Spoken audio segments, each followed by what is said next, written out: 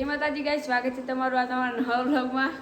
તો ગાઈસ હવે આપણે આજે ટીકડી ભજીયા બનાવવાનું ચાલુ કર્યું છે. તમે જોઈ શકો છો કાજુ બનાવે છે.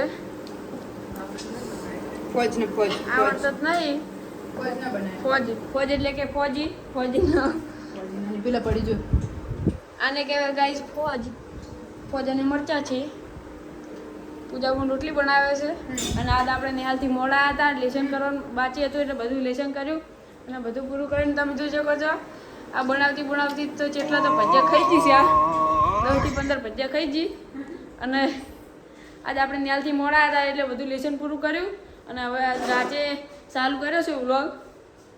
એટલે હવે ગાઈસ તમે જોઈ શકો છો આ તો બધું ચાલુ કર્યું છે બનાવવાનું. હવે આ તો ભાઈના સમાચાર લેવા ગાઈસ એટલા બધા આવ્યા હતા કે હું ઘેર નહોતો અને કે તમને બતાવો બ્લોગમાં.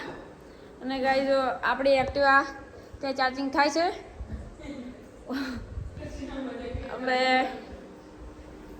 તો ગાઈસ રઘુ દાદા હવે આપણે એ આજ ખાવા નહીં આવવાના કેમ કે તે બહાર ગયા છે અને સીમા એને મમ્માને ઘેર જઈ છે. એટલે સીમા વગર આપણે ફાવતું નહીં ને કે સીમા હોત તો આજ તો બધું ભજીયાનો ખોણ ઉતારતા ખાઈ જોત. થોડુંક એને થોડોક સ્વભાવ એવો છે ખાવાનો, થોડો કરજો વધારે નહીં. અને એના વગર આજ તો કોઈને ફાવતું નહીં ને કંઈ બખોળો કરી દો આટલી ઘણા. ને ગાઈઝ હવે આપણે કોઈક બતાવીએ તમને.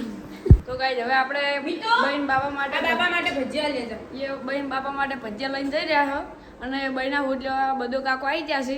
પણ મને બાપાની બીક લાગે છે થોડીક એટલે હું એટલું બધું બોલીશ નહીં. હળવે બોલીશ. તમે જોઈ જો ગાઈઝ. અને ચીડે અંધારું છે એટલે કોઈ દેખાતું નહીં. અને બહેને ભજીયા ખૂબ ભાવી છે એટલે એના માટે બનાવ્યા છે. ગાઈઝ તમે જોઈ શકો છો.